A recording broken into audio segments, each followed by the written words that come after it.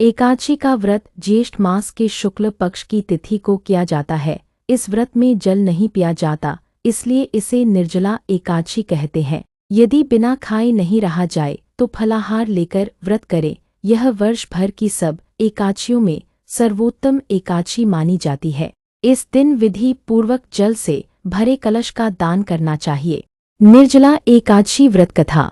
जब वेदव्यास ने पांडवों को चारों पुरुषार्थ धर्म, अर्थ, काम और मोक्ष देने वाले एकादशी व्रत का संकल्प कराया था, तब युधिष्ठिर ने कहा, जनार्दन, ज्येष्ठ मास के शुक्ल पक्ष में जो एकादशी पड़ती है, कृपया उसका वर्णन कीजिए।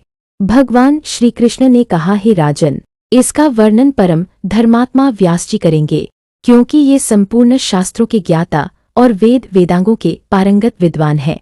तब वेदव्यास जी कहने लगे, कृष्ण और शुक्ल पक्ष की एकादशी में अन्न खाना वर्जित है। द्वादशी को स्नान करके पवित्र होकर फूलों से भगवान केशव की पूजा करे, फिर पहले ब्राह्मणों को भोजन देकर अंत में स्वयं भोजन करे। यह सुनकर भीमसेन बोले, पितामह, राजा युधिष्ठिर, माता कुंती, द्रौपदी, अर्जुन, नकुल और सहदेव ये एकादशी को कभी भोजन नहीं करते तथा मुझसे भी हमेशा यही कहते हैं कि ज्येष्ठ मास के शुक्ल पक्ष की एकादशी को तुम भी न खाया करो, परंतु मैं उन लोगों से यही कहता हूँ कि मुझसे भूख नहीं सही जाएगी। भीमसेन की बात सुनकर व्यासजी ने कहा, यदि तुम नरक को दूषित समझते हो और तुम्हें स्वर्गलोक की इच्छा है तो दोनों पक्षों की एकादशियों के दिन भोजन नहीं करना। भीमसेन बोले, पितामह, मैं आपके सामने सच कहता हूँ, मुझसे एक बार भोजन करके भी व्रत नहीं किया जा सकता तो फिर उपवास कैसे कर सकता हूँ। मेरे उदर में वृक्क नामक अग्नि सदा प्रज्वलित रहती है।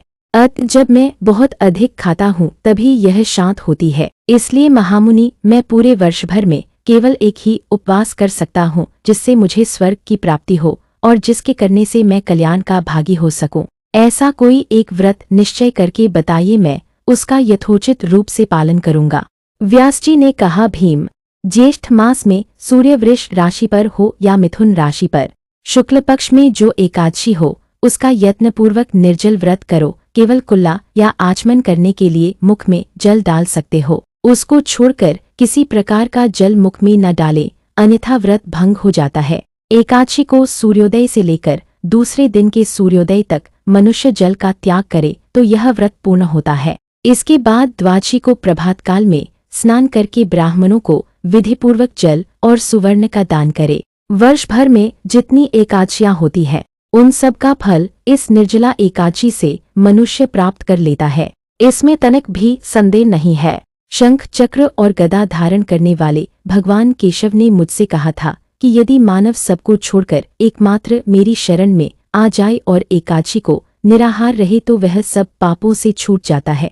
कुंती नंदन, निर्जला एकादशी के दिन श्रद्धालु स्त्री पुरुषों के लिए जो विशेष दान और कर्तव्य है, उन्हें सुनो।